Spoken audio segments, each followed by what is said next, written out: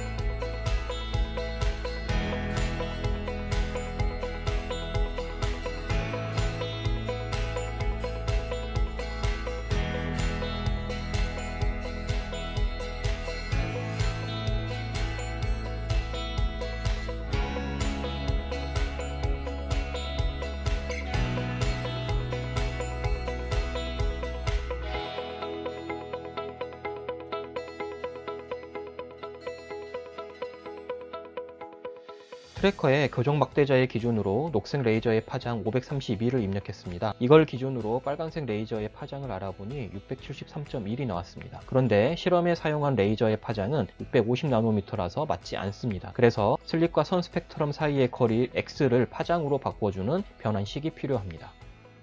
분광기로 수소 방정관을 보고 있다고 해볼게요. 회절격자 뒤에서 카메라나 눈으로 분광기 안을 들여다보면 슬릿 양쪽으로 스펙트럼이 보입니다. 이때 슬릿과 선 사이의 거리를 X, 스펙트럼과 회절격자 사이의 거리를 L이라고 하면 이런 공식이 성립합니다. 이 식에 대한 자세한 설명은 일반 물리학 책을 참고하세요. 분광기에서 보이는 스펙트럼은 M이 1일 때이고 최종적으로 이 식으로 바꿀 수가 있습니다. 그럼 이걸 통해서 알 수 있는 것은 먼저 슬립과 선 사이의 거리 X와 파장 람다는 정비례 관계가 아니라는 겁니다. 그래서 앞에서 빨간색 레이저의 파장을 바로 알아낼 수 없었던 겁니다. 그리고 이 식을 보면 D와 L을 알고 있으면 트래커로 X를 측정해서 파장 람다를 구할 수 있습니다. 이 식에서 D, L, X, 람다 이렇게 변수가 4개이기 때문에 파장을 알고 있는 레이저 2개를 통해 X와 람다 두 쌍을 얻으면 D와 L을 구할 수가 있습니다. 예를 들어 파장이 람다1, 람다2인 선 스펙트럼에서 x1, x2를 측정했다고 할게요. 연립방정식을 풀면 L은 이렇게 됩니다. 조금 복잡해 보이지만 엑셀이나 계산기를 이용하면 충분히 계산할 수 있습니다. L을 계산하고 나면 D는 아주 간단하게 계산을 할 수가 있습니다. 앞에서 알아낸 값을 대입해 볼게요. 녹색 레이저의 파장과 X, 그리고 빨간색 레이저의 파장과 X의 값입니다. 여기서 파장은 우리가 이미 알고 있는 값이고 녹색의 X인 532는 트래커의 기준으로 입력한 값입니다. 이 값은 꼭 532로 입력하지 않아도 됩니다. 임의의 값을 입력하거나 눈금이 있는 분광기를 사용했다면 눈금의 값을 입력해도 됩니다. 빨간색의 X인 673.1은 트래커로 측정한 값입니다. 이 값은 녹색의 X로 입력한 531을 다른 숫자로 바꾸면 같이 바뀌게 됩니다. 단위를 표기하지 않아서 불편할 수도 있을 것 같아요. D와 파장은 나노미터 단위이고 X와 L은 임의의 단위인데 단위를 크게 상관하지 않아도 됩니다. 그 이유는 이 화면에 나와 있는 식을 보고 생각해 보기 바랍니다. 이 값들로 L과 D를 구하면 이렇게 나옵니다. D의 값이 1533나노미터로 CD의 격자 간격인 1600나노미터와 근접하게 나옵니다. 이제 이 식들과 이 값들로 트래커 설정을 어떻게 바꾸는지 영상으로 설명하겠습니다.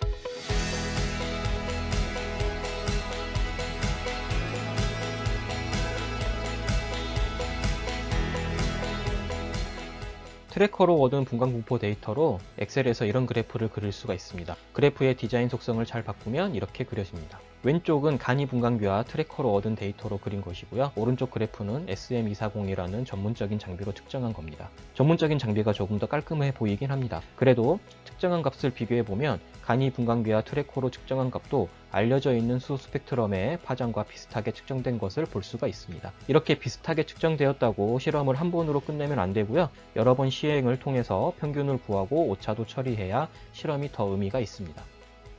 이렇게 분석까지 끝났고 주의사항을 이야기해 볼게요. 레이저를 구입할 때에는 파장이 표기되어 있는 것을 구입해야 합니다. 그렇지 않으면 기준으로 사용할 수 없을 테니까요. 레이저가 한 개만 있어도 이 실험을 할 수가 있습니다. 이때에는 회절격자 실험을 먼저 해서 CD의 격자 간격 T를 알아내야 하는데 이 실험은 다음에 회절간섭 실험 영상을 만들 때 설명해 보겠습니다. 만약 임의의 단위를 사용하는 것이 불편하다면 눈금이 있는 분광기를 이용하면 됩니다. 시중에 판매하는 간이 분광기 중에 조광창이 있고 눈금이 있는 분광기가 있는데요. 오른쪽 사진처럼 선 스펙트럼의 위치를 눈금으로 읽을 수가 있습니다. 이 값들을 X1, X2에 대입해서 이 실험을 할 수가 있습니다.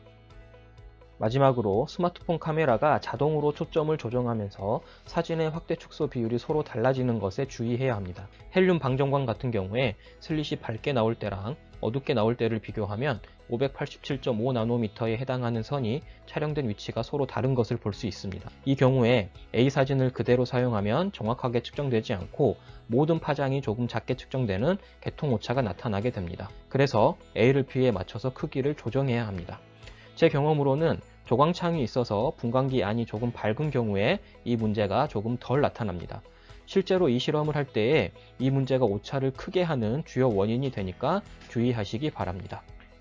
이상으로 스마트폰, 간이 분광기 그리고 트래커를 이용해서 선 스펙트럼의 파장을 측정하는 실험 영상을 마치겠습니다.